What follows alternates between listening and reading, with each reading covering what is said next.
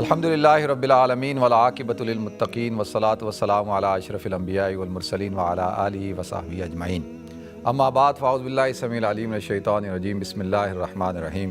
محترم ناظرین کرام، بزرگان دین اور میری عزیز ماؤں اور بہنوں بھائیوں، السلام علیکم ورحمۃ اللہ وبرکاتہ۔ ناظرین، آج کے پروگرام میں عالم اسلام کی عظیم شخصیت اور مشہور و معروف عالم دین، آپ ان کو مختلف چینلز پہ دیکھتے ہیں اور ماشاءاللہ آپ مختلف فورمز پہ اسلام کا موقف بیان کرتے ہیں، علماء حقہ کی نمائندگی کرتے ہیں اور ماشاءاللہ آپ کسی تعارف کے محتاج نہیں۔ آپ کا تعلق کراچی سے ہے ماشاءاللہ، اور آپ اسلامی نظریاتی کونسل کے ممبر بھی ہیں، اور غالباً دنیا نیوز پہ میرے خیال میں ہر جمعے کو پورا ایک کالم چھپتا ہے، آپ کے مسائل ان کا حل، اس پہ لوگوں کے سوالات کے جوابات بھی دیتے ہیں۔ اور ماشاءاللہ کراچی کے اندر حضرت کا ایک بہت بڑا جامعہ ہے، جامعہ صفہ، اور جہاں پر میری بھی حاضری ہوئی اور ماشاءاللہ وہاں پر بہترین کام ہو رہا ہے، اور خاص طور پر جو قرآنی کمپیوٹرز ہیں، یعنی وہ بچے جن کی کئی ویڈیوز آپ سوشل میڈیا پہ دیکھ سکتے ہیں، مشہور ہیں اور وہ بہت زیادہ وائرل بھی ہوئی ہیں۔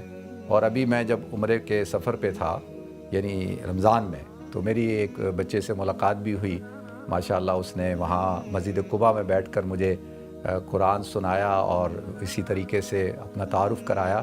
تو میں نے اس سے پوچھا کہ تم کہاں سے پڑھے ہوئے ہو؟ تو اس نے کہا کہ میں مفتی زبیر صاحب کے مدرسے سے پڑھا ہوا ہوں۔ تو ماشاءاللہ اس طرح کے نوجوان علماء، حفاظ، قاری ماشاءاللہ تیار کر رہے ہیں۔ ہماری خوش قسمتی کہ آج ہمارے شو میں اسلام چینل تشریف لائے، میرے شو میں تشریف لائے، میں ان کو خوش آمدید کرتا ہوں، مفتی زبیر صاحب کو۔ بہت بہت شکریہ مفتی صاحب آپ کا، آپ نے اپنے قیمتی وقت میں سے نکالا کچھ تھوڑا سا وقت ہمارے لیے، بہت شکریہ آپ کا۔ آپ خیریت سے ہیں؟ ٹھیک ٹھاک ہیں مفتی صاحب؟ تو مفتی صاحب آپ کا تعلق کہاں سے ہے؟ آپ کراچی میں پیدا ہوئے یا پیدائش کہاں کی آپ کی؟ بسم اللہ الرحمن الرحیم، نحمدہ و نصلی علی رسول الکریم، اما بعد۔ سب سے پہلے تو آپ کا بہت شکریہ، اور آپ کے اسلام چینل کا بہت شکریہ۔ آپ کو بھی ہم دیکھتے سنتے رہتے ہیں، خصوصاً آپ کے جو اسفار ہیں، تو پاکستان میں علماء کے حلقے میں آپ کے لیے ایک لقب ہے ابن بطوطہ، کیونکہ آپ کے اسفار ماشاءاللہ مسجد اقصیٰ کے اور ترکی اور اندلس اور پتہ نہیں کہاں کہاں کے، اللہ تعالیٰ آپ کی ان تمام دینی خدمات کو اپنے دربار میں شرف قبولیت عطا فرمائے۔ آمین آمین۔ میں کراچی بورن ہوں، اصل میں تو ہماری پیدائش کراچی کی ہے، لیکن اصل کے اعتبار سے ساؤتھ پنجاب سے ہم اصل میں قیسرانی بلوچ ہیں اور ڈی جی خان سے ہیں، لیکن ظاہر ہے کہ حضرت والی صاحب مولانا قاری حق نواز صاحب نے جامعہ صفہ کی بنیاد رکھی تھی ہماری پیدائشوں سے بھی پہلے، آج سے 40 سال پہلے۔ تو آج وہ جامعہ صفہ کراچی میں اس شکل میں ہے جسے آپ دیکھ کے آئے ہیں، اس کی 4-5 برانچیں ہیں، اور اس سے فارغ ہونے والے طلبہ ہانگ کانگ کے اندر، مسقط کے اندر، دبئی کے اندر، تائیوان میں، تنزانیہ میں، ان سارے ملکوں کے اندر کام کر رہے ہیں۔ 5000 سے 6000 کے درمیان طلبہ اور طالبات کی ٹوٹل تعداد ہے۔ 1400 طلبہ ہیں جو وہاں رہتے ہیں، اور جو مدارس تو ماشاءاللہ بہت ہیں، لیکن ایک بڑی خصوصیت آپ کی تعلیم بھی وہیں سے ہوئی؟ میں نے ابتدائی طور پر ناظرہ، حفظ قرآن کریم اور عالم کورس کے ابتدائی 4 درجات وہاں پڑھے۔ اس کے بعد پھر میں نے دارالعلوم کراچی سے تکمیل کی، اور پھر تخصص یعنی اسپیشلائزیشن ان فقہ مفتی کورس دارالعلوم کراچی سے کیا۔ پھر دارالعلوم کراچی میں استاد مفتی محمد تقی عثمانی صاحب کے حکم پر میں 2002 سے 2007 تک بطور استاد اور مفتی دارالعلوم کراچی میں کام کرتا رہا۔ پھر اس کے بعد میں جامعہ صفہ آ گیا تھا۔ جامعہ صفہ کی بنیادی خصوصیت کی طرف آپ نے انٹرو کے اندر بھی اشارہ کیا کہ کوالٹی آف ایجوکیشن، تو تعلیمی کوالٹی جو ہے وہ الحمدللہ اتنی مضبوط ہے کہ اس وقت وہاں حفظ و نادرہ کی 42 کلاسز ہیں. پاکستان میں حفظ و نادرہ کا دوسرا بڑا نیٹ ورک ہے، اور اس کے ساتھ ساتھ وفاق المدارس میں پاکستان کی سطح پر 24,000 دینی مدارس میں جامعہ صفہ کئی دفعہ پاکستان کی سطح پر ملکی اور صوبائی سطح پر پوزیشنیں لے چکا ہے. اس سال بھی اس میں 3 پوزیشنیں وفاق المدارس کے اندر جامعہ صفہ کی ہیں. تو الحمدللہ معیار تعلیم کی بلندی اور مضبوطی کے ساتھ کام. تو آپ کا یعنی جو بیک گراؤنڈ ہے وہ دینی بیک گراؤنڈ ہے. آپ کے والد صاحب جو ہے مولانا حق نواز صاحب، وہ اس جامعہ صفہ کے بانی ہیں، ماشاءاللہ شیخ الحدیث بھی ہیں. شیخ الحدیث بھی ہیں. تو لیکن جب ان کا تعارف ہوتا ہے تو قاری حق نواز صاحب کے نام سے بس وہ مثال کے طور پر ہم ذکر کرتے ہیں قاری محمد طیب صاحب رحمۃ اللہ علیہ کی طرح. اب مولانا قاری محمد طیب صاحب تو بہت بڑے ظاہر ہے کہ عالم تھے اور اکابر استاذ العلماء تھے. تو حضرت والد صاحب دامت برکاتہم کا مسئلہ یہ رہا کہ شروع سے ان کا قرآن کریم کا بڑا ذوق ہے. اس قدر ذوق رہا کہ اس وقت بھی فجر کے بعد وہ جو واک کرتے ہیں 5 سے 6 پارے یومیہ تلاوت کرتے ہیں. ماشاءاللہ. یہ جو قرآن کمپیوٹر کڈز کا آپ نے بتایا تو یہ اصل میں ان کے خلوص اور ان کی محنت کا ثمرہ ہے. پھر میں آپ کو بتاؤں کہ کوالٹی آف ایجوکیشن کے حوالے سے جو بتا رہا تھا تو کیا وجہ ہے کہ قرآن کریم کا اتنا مضبوط نیٹ ورک اور اس قدر کوالٹی کے ساتھ؟ وجہ اس کی یہ کہ سالانہ امتحان 42 کلاسوں کا وہ خود لیتے ہیں. ماشاءاللہ. ایک طرف صحیح بخاری پڑھاتے ہیں، 1.5 مہینے تک سالانہ امتحان، اتنے بڑے جامعہ کا محتمم ہو کر ساری کلاسوں کا ایک کلاس کا امتحان بعض اوقات ایک ہفتے تک چلتا ہے. ماشاءاللہ. تو 2 مہینے وہ لگا کر کے امتحان لیتے ہیں. تو چونکہ ان کا قرآن کا ذوق بہت ہے تو قاری کا لفظ غالب آ گیا، ورنہ وہ ظاہر جامعہ شرفیہ لاہور سے فارغ التحصیل ہیں اور بڑے علماء میں سے خود بخاری پڑھا رہے ہیں. پچھلے سال میں طواف کر رہا تھا 27ویں میں. اچھا. تو آپ حیران ہوں گے کہ طواف کرتے ہوئے ایک شخصیت نے ایک دم مجھے ایسے پکڑا. تو جب میں نے دیکھا تو حضرت قاری صاحب تھے وہاں پہ. ماشاءاللہ میری ملاقات ہوئی اور آپ یقین جانیں کہ میں نے وہاں حرم کے سامنے کھڑے ہو کر ان سے گزارش کی کہ حضرت میرے لیے دعا کریں. تو انہوں نے بڑی دعائیں دی، بڑی محبت سے پیش آئے. اچھا میں نے آپ سے ایک سوال یہ پوچھنا تھا کہ وہاں ایک بچہ مجھے ملا تھا. جی. اچھا میرے ذہن میں ابھی اس کی کچھ بات ہے کہ وہ وہاں کسی داخلے کے لیے آیا تھا اور ماشاءاللہ اس کا داخلہ بھی ہو گیا مدینہ منورہ میں جو مسجد نبوی میں کلاسز لگتی ہیں اس میں.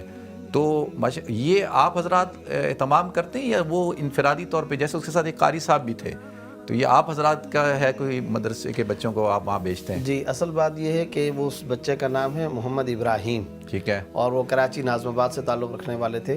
تو وہ قرآنی کمپیوٹر ہیں ماشاءاللہ.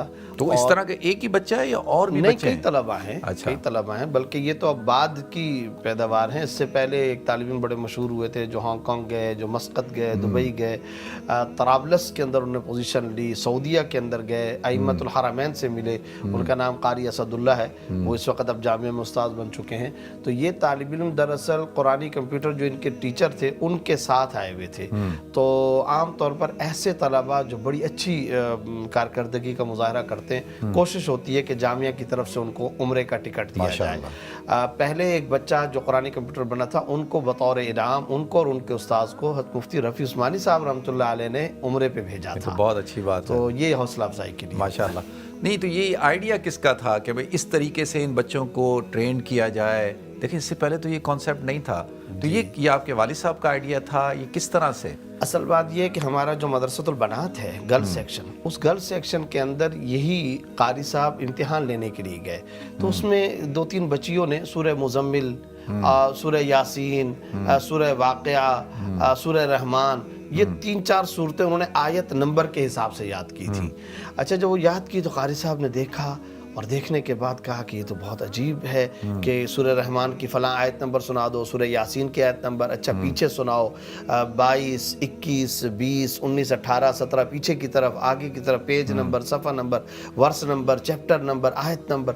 تو جب انہوں نے یہ سارا کچھ دیکھا تو انہوں نے آ کر اپنی کلاس میں اعلان کیا کہ بھئی میں تو آج گرلز سیکشن میں امتحان لے کر کے آیا ہوں، میں نے تو وہاں یہ منظر دیکھا ہے، تم میں سے کون اس کے لیے تیار؟ بچیوں میں؟ جی بچیوں میں وہ دیکھ کر آئے، چھوٹی چھوٹی بچیاں. آپ کا بچیوں کا بھی ہے؟ 2700 बच्चियाँ हैं। अच्छा, मेरी वालदा हेड करती हैं और मेरी बहन वहाँ पर पढ़ाती हैं। 2700 तालिबात मैंने अर्ज़ किया।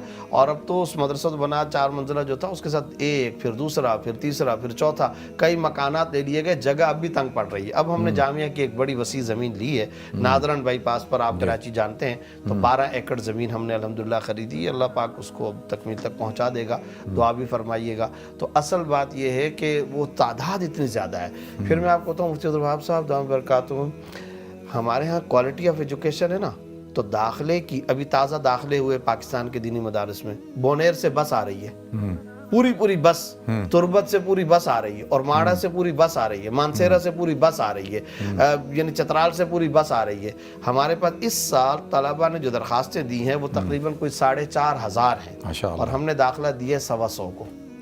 125 को 4,500 में से 125 नए तलबा हमने दाखिल किए।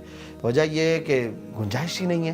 ज़ाहिर है पहले इतना कंजस्टेड हो गया है। क्यों इतना बड़ा रुझान उस तरफ हो रहा है? सिर्फ क्वालिटी ऑफ एजुकेशन की। अच्छा, वो नाज़रीन, मैंने खुद जब मैं वहाँ गया तो मैंने जब इन्होंने मुझे पूरा विज़िट कराया तो मुझे वहाँ की कई चीज़ों ने मुतासिर किया। मैं 2 चीज़ें आप हज़रात के साथ शेयर करूँ।